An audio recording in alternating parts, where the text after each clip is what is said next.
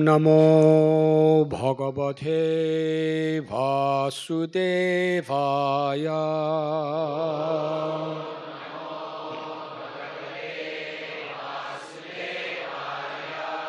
Navastavyam ihasmabhir Shibibishubhir aryaka Prabhasam sumahat punyam Yasyamodhyaiva machiram Navastavyam should not reside. Iha, here, asmabhi, we, Jiji Vishubhir, desiring to live, Aryaka, O venerable ones, Prabhasam, to the holy place called Prabhasa, Sumahat, very much, Punyam, pious, Yasyama, let us go, Adya, today, Eva, even, Ma Chiram, without delay. My dear respected elders, we must not remain any longer in this place if we wish to keep our lives intact. Let us go this very day to the most pious place, Prabhasa. We have no time to delay.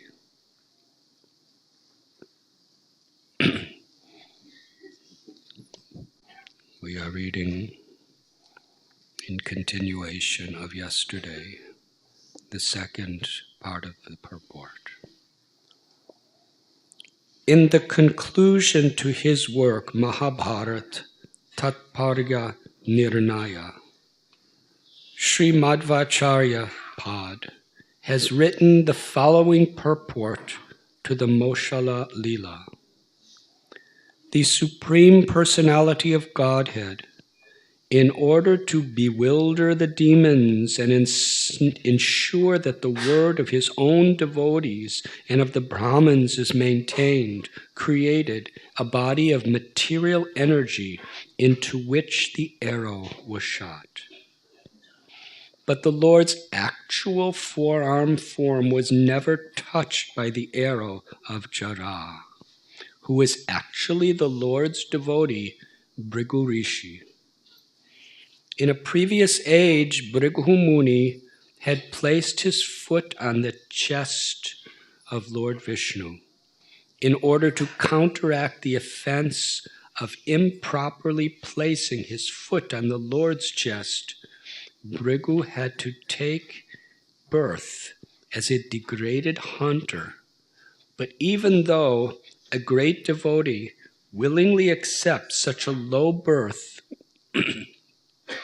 the personality of Godhead cannot tolerate seeing his devotee in such a fallen condition. Thus, the personality of Godhead arranged that at the end of Dwapara Yuga, when the Lord was winding up his manifest pastimes, his devotee, Bhrigu, in the form of the hunter Jara, would cast the arrow into a material body created by the Lord's illusory energy. Thus the hunter would become remorseful, gain release from his degraded birth, and go back to Vaikuntha Loka. Therefore, to please his devotee Bhrigu and to confuse the demons, the Supreme Lord manifested his Mosala Lila at Prabhasa. But it should be understood that this is an illusory pastime. The personality of Godhead, Lord Krishna, from his very appearance on the earth, did not manifest any of the material qualities of ordinary human beings.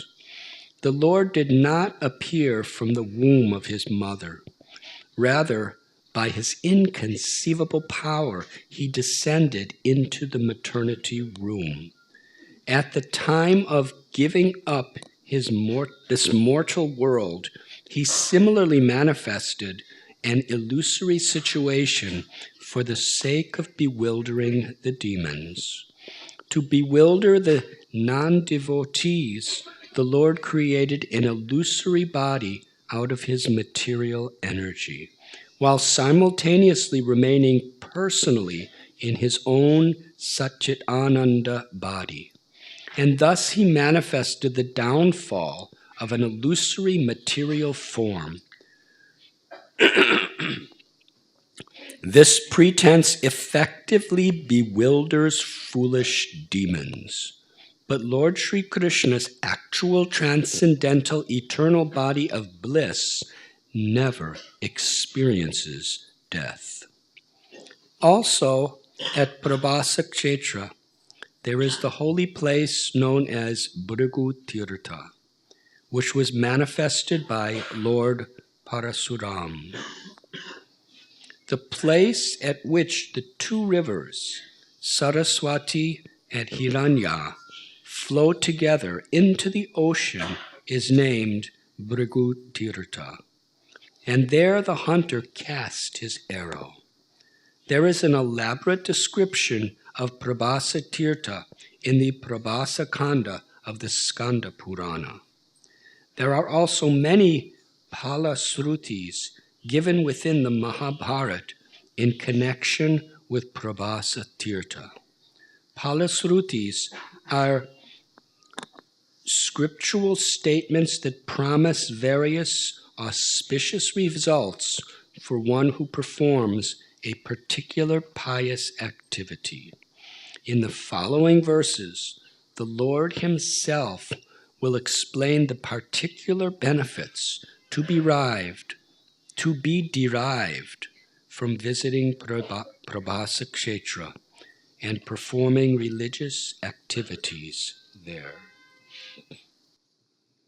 Today we are reading from the Srimad Bhagavatam, Canto 11, Chapter 6, entitled, The Yadu Dynasty Retires to Prabhasa. Text 35.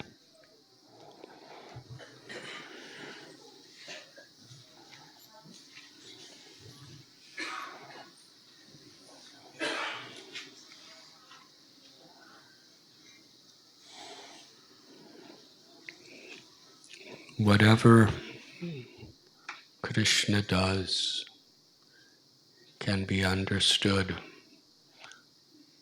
from limitless perspectives, because Krishna is limitless. His words are limitless. His pastimes are limitless. How is it that Krishna can put the whole universe in his own mouth? And at that, just a very small child's mouth. Such a small child that he would playfully eat dirt just to disturb his mother.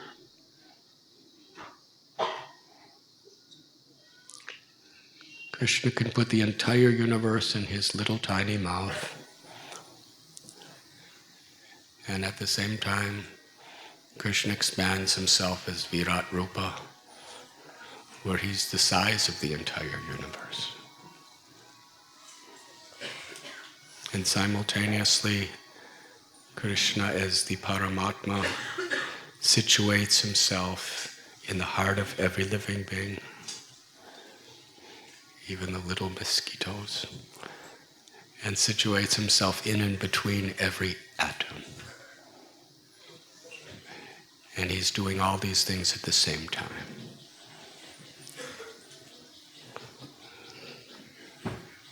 what can you or me do?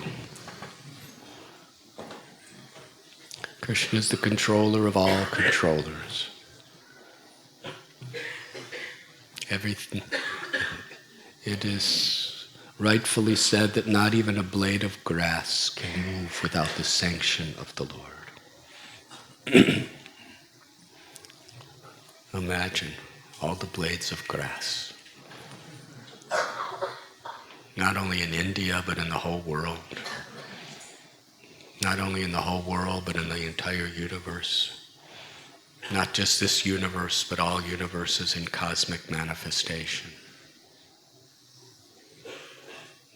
Not a blade of grass moves without his sanction. And even where there's no grass like Antarctica or the Arctic, not a single flake of snow can move without his sanction.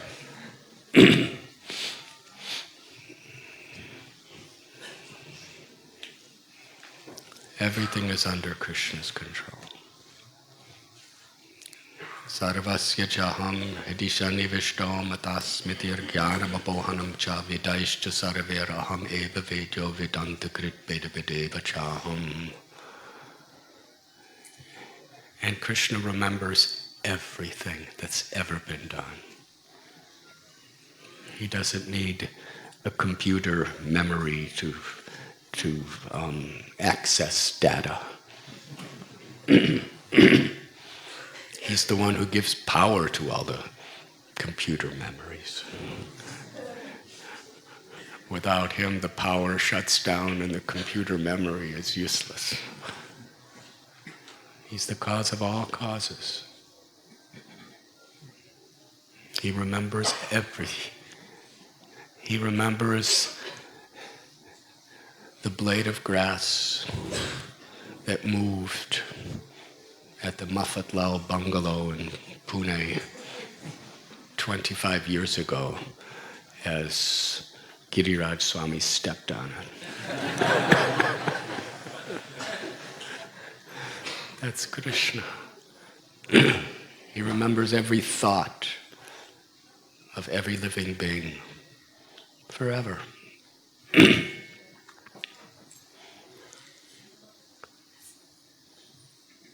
So whatever Krishna does is inconceivable and limitless.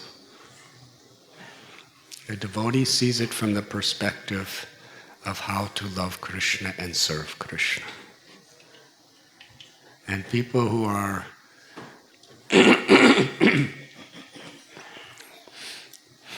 very much inclined, addicted to trying to be the controller, the proprietor and the enjoyer of Krishna's resources within this material energy, in order to justify that, Krishna gives them a whole different conception.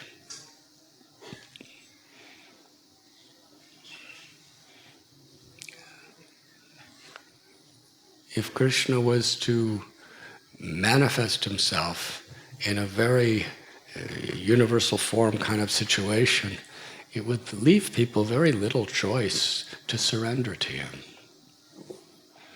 But even then, he manifested a universal form to Duryodhana, and still Duryodhana. He understood Krishna is very great, but he did not surrender.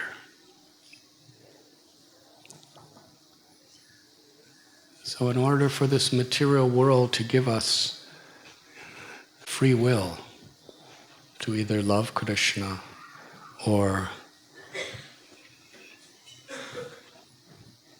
live independent of Krishna's will, Krishna reveals the world in different ways. Krishna reveals himself through material nature also. Rasoham apsukonteya prabhashmi sashishurya. In Bhagavad Gita, Krishna tells, I am the taste of water. I am that quenching power within liquid. And Srila Prabhupada explains, if a person drinking wine, even if that person thinks that Krishna's the taste of this, then in a very short amount of time he'll stop drinking wine. Because he understands Krishna's here and he doesn't want me to do this. But for another person, he doesn't think Krishna's the taste of wine. Because if you think Krishna's the taste of wine, then you understand Sarva Loka Maheshwaram, Bhoktaramna, Jagatatpasam. Everything's meant for Krishna's pleasure. Therefore, not for me to exploit for my pleasure. So in order for people to have this quality of exploiting the resources of material nature, Krishna causes us to forget the simple truth that everything is Krishna's property. That Krishna is present within the heart of every being. So simultaneously, Krishna is revealing himself to his devotee, and he's not revealing himself from those whose ambition is to lord it over material nature. And for a devotee, even when Krishna does not reveal himself, Yugayatam nameshena chakshusha pravrushayatam sunyayatam jagat sarvam govinda virahena me. For a devotee, when Krishna does not reveal himself, a devotee deepens his or her love for Krishna in feelings of viraha bhav, or love and separation.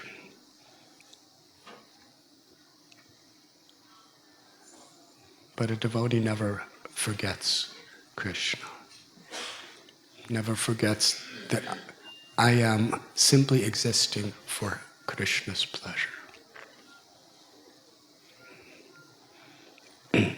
So, in this Leela that we are reading,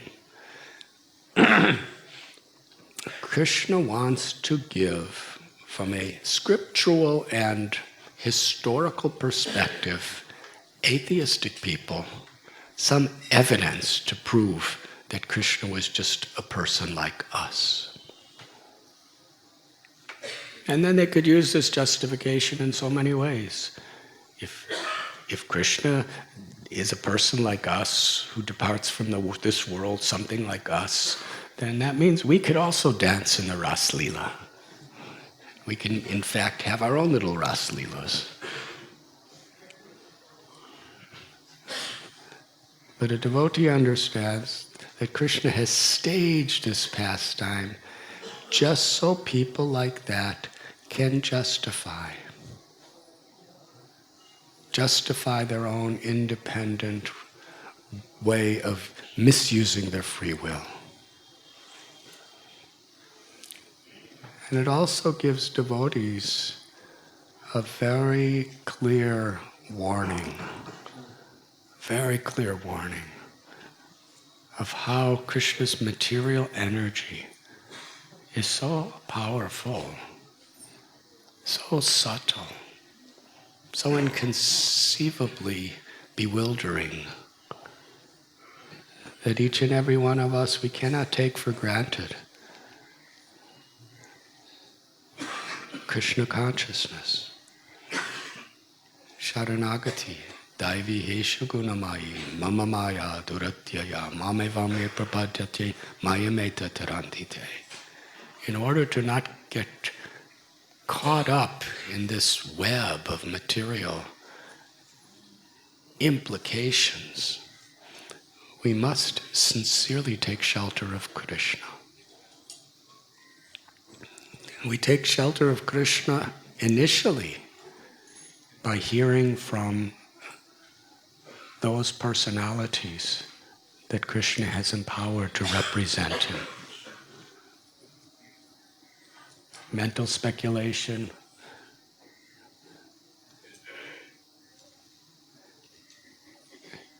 and usually mental speculation is even more bewildering when we have a very, very strong intellect. Yes, simple people, they mentally speculate all the time too. But when a person with very powerful intellect is mentally speculating, can actually convince the whole world of their speculations.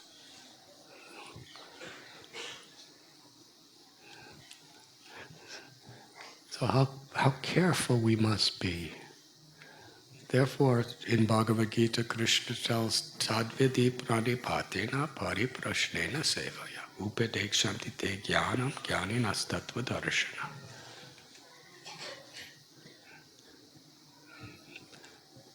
That if we want to understand the truth, we must hear from a guru. And the way we hear from a guru is we must hear in a submissive mode. We must put ourselves in the shelter of such a personality and inquire submissively, with an eagerness to serve, with an eagerness to apply these teachings into our life.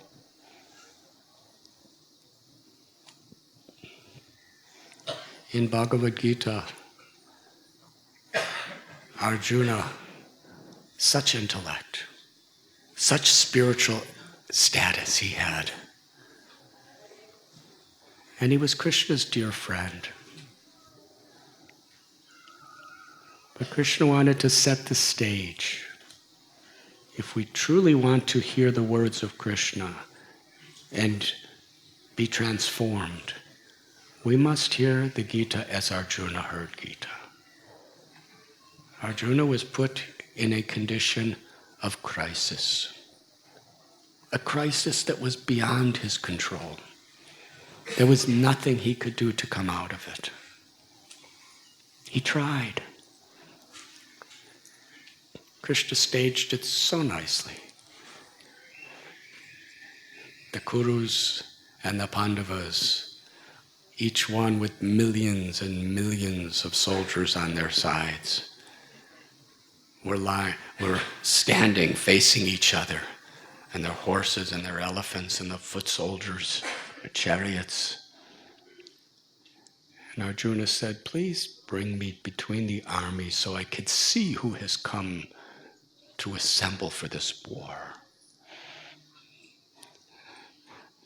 Krishna drove the chariot right in the middle.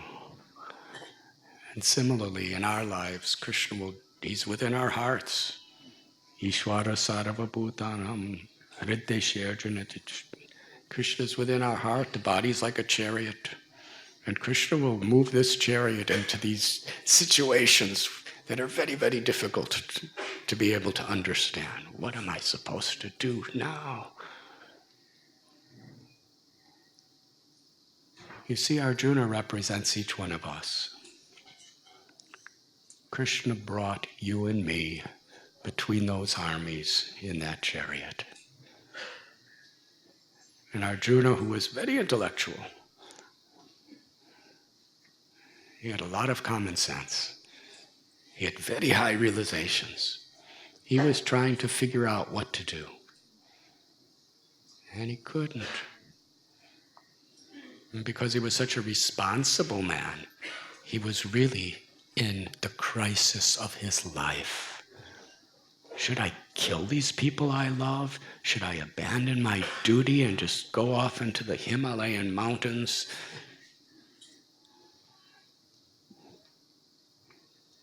First he was ready to fight. Then he was convinced and ready to leave. He had so many sociological, philosophical, scriptural arguments to prove it. But then he realized he didn't know what to do. This confusion was beyond him. Karapanya doso pahata swabhava.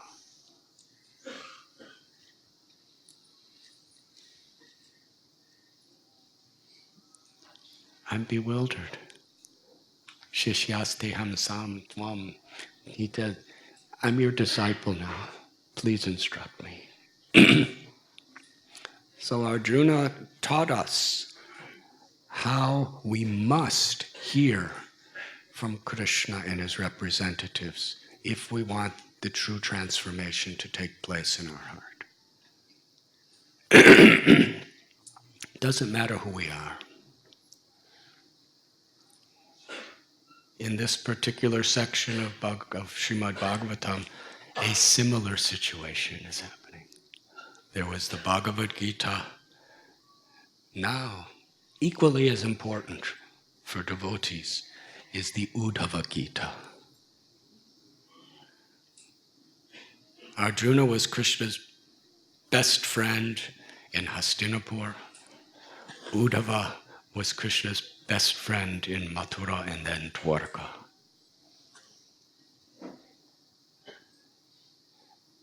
And Uddhava is really being put in a more difficult situation than Arjuna. Arjuna didn't know what to do, but Krishna was still with him. Later on we find, after Krishna leaves this world, Arjuna was completely bewildered, bereft of any sense of direction because Krishna was gone. But then he remembered the teachings of Bhagavad Gita and he felt Krishna is still with me in Vani, in his words. So here, Uddhava, this story is setting the stage for the Uddhava Gita. It's going to begin in just a few pages. Krishna's telling the senior members, Uddhava wasn't there because he's Krishna's peer, Krishna's equal. But he heard from the senior members what Krishna told them. Krishna was telling the most respected members of the highest position of the Yadu dynasty that we have been cursed by Brahmins. And a curse of a Brahmin is impossible to undo. That's what Krishna is telling. What is impossible for Krishna? We discussed yesterday. Nothing is impossible for Krishna. But if nothing's impossible for Krishna, then Krishna can make something impossible for him. If Krishna cannot make something impossible for him, then there's something that's impossible for Krishna. And Krishna can make something impossible for him, and at the same time, he could make anything impossible for him possible. But if he likes, he could make that impossible thing that he makes possible to be impossible. For us, these contradictions are very painful situations of life. For Krishna, they are lila. They are just playful, loving pastimes. In the spiritual world, Krishna's whole life is lila, just loving pastimes. Whatever lila he does is ultimately out of his pure love for all living beings. Samoham sarva bhuteshu. Krishna is equal to everyone. But still, for those who love him, Krishna reciprocates with that love. Krishna is equal to everyone because he gives everyone the opportunity to love. And if we love, Krishna agrees to be under the control of our love. But if we don't agree to love, then we are under control of Krishna's material illusory energy, which is activated by time, which is causing the annihilation of everything and everyone. Under the function of the three gunas, goodness, passion, and ignorance, which puts us in limitless varieties of situations.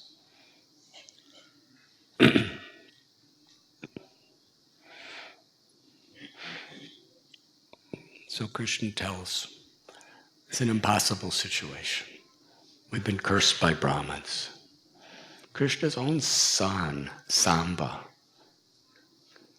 he was very much a part of committing this aparad to Narada Muni and the Brahmins. They were being playful, but their play was sarcastic. It wasn't just innocent play, it was kind of a sarcastic play. Because they thought that they were so great, being the sons of Krishna, being the Yadu dynasty, the most powerful people on the whole universe. They thought that they had a right to do this sarcastic little game with the Brahmins.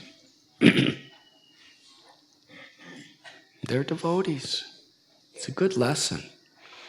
Just because we're devotees, just because we have influence over other people, just because we have some knowledge, just because we could perform some austerities, just because we could sing nice or dance nice or dress the deities nice or manage nice, doesn't mean that we have special rights, especially when it comes to how we treat other people. Whoever we are, if we have the wrong consciousness in which we deal with people, then we get reaction. The Yadus were not just devotees, they were Krishna's family members. Samba was not just a family member, he was Krishna's son. So they thought that they had some rights, and in that they became, really what it was, they became loose in their behavior. Just thinking they could just say anything, do anything, no problem. Who can do anything to us? They wanted to show their superiority. But it backfired. They dressed up Samba as a lady, and she looked just like a lady. And she looked pregnant. Will this be a boy or a girl? They asked the sages. You know everything.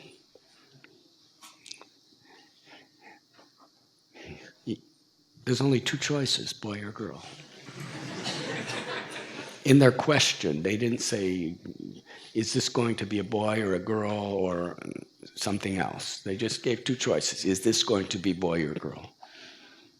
If they said boy or girl, then they would just be laughed at. It's a boy. He's a boy. He's not even pregnant. So Narada Muni and his comrades, the great sages, they understood Krishna's purpose. It will be a lump of iron that will be the cause of destruction of your entire dynasty. That's all. They didn't stay to discuss the matter any longer. They just proclaimed the curse, and that was it. Now it wouldn't have been so striking until there was a lump of iron that was there coming out of Samba.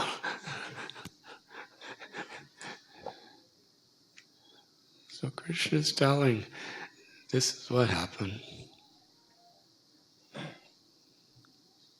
We should go to Prabhasa Kshetra, because that's where so many sinful and offensive activities have been atoned for. We should go there immediately. We can't waste any time. Krishna activated. And now the entire Yadu dynasty is arranging to go on boats to the mainland and then arrange chariots to greet them there, to bring them to Prabhasa Kshetra. And when Uddhava heard about all this, he understood what was happening. He knew that the whole Yadu dynasty was about to destroy themselves, and that Krishna was going to leave the world. his best friend. Uddhava saw what happened when Krishna left the gopis. Because he went to Vrindavan and he saw the love of the gopis. But he saw that the gopis' love, the only way they could maintain their lives were the thought and the hope that Krishna would return, because he did promise to return. But this situation is even more difficult, because Krishna is not just going back to Vrindavan. He's not just going to another place. He's leaving the universe. He's winding up his pastimes. Finished. He's not going to be anywhere anymore. Uddhava, in certain ways, was even in a more distressful condition than Arjuna. And Uddhava approaches Krishna. And essentially, like Arjuna was telling Krishna what he was going to do, Uddhava was begging Krishna, let me go with you. Get me out of this material world. I'm your friend. I just want to be with you. I have no attachment to anything of this world. If you're leaving the world, please let me go with you.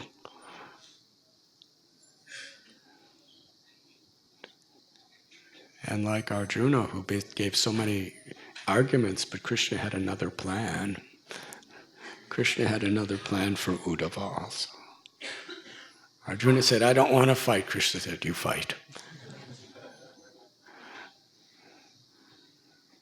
Uddhava said, let me go with you. Let me go back to Godhead, or wherever you go with you.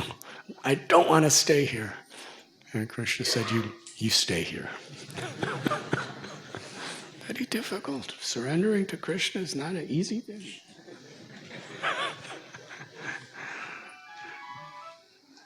But not surrendering to Krishna is also not an easy thing. So this is something devotees have to come to grips with. Nothing is easy. Nothing good is easy. If you think by not being a devotee your life will be easy, you're in great illusion. Because life is really hard struggle for existence in this world. It's not easy.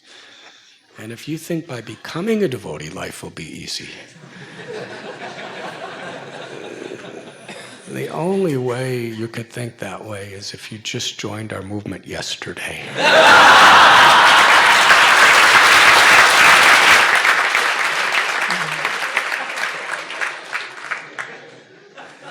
Life's just not easy. Things happen in material life that we could have never expected. Why? And when we become devotees, things happen that we never expected. Why? This is not what I expected. This is not what I signed up for. But if everything was according to what you signed up for, there would be no real surrender in your heart. What does it mean, Krishna, I'm yours? Maro birako bijo ichatoha nityadasa pratitua adhikar. My Lord, if you want to protect me, you can protect me. If you want to kill me, then you could kill me. I'm your servant unconditionally. Yes, how can I please you? That's sharanagati, that is surrender. So this very difficult situation is really opening Uddhava's heart to have a very, very deep, profound talk with Krishna. And by the grace of Shukadev Goswami, Vyasadev, by the grace of all of our previous acharyas, especially His Divine Grace, Srila Prabhupada, we have direct personal access to hear directly from Krishna, speaking to us through Uddhava. the most confidential truths.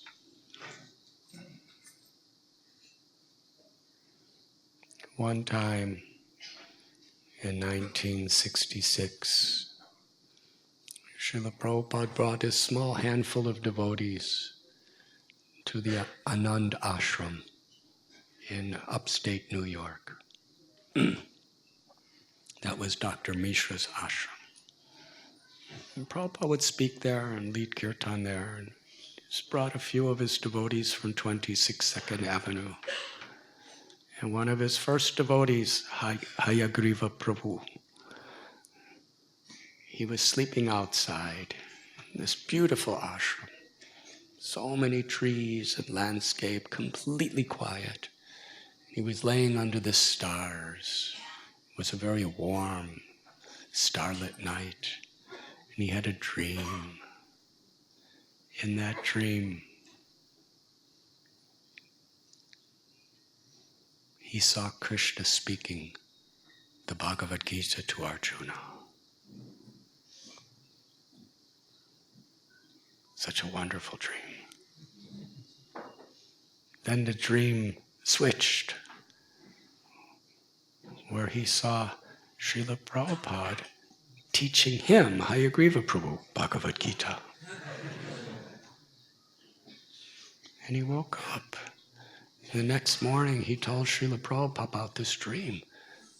He said, I saw Krishna teaching Arjuna Bhagavad Gita, then I saw you teaching me Bhagavad Gita, and in my dream I understood both, they were exactly the same thing. Seeing Krishna teaching Arjuna and seeing you teaching me was exactly the same thing. Srila Prabhupada smiled and he said, yes, you have understood properly. So when we hear from our Guru, it's the same as Arjuna hearing from Krishna.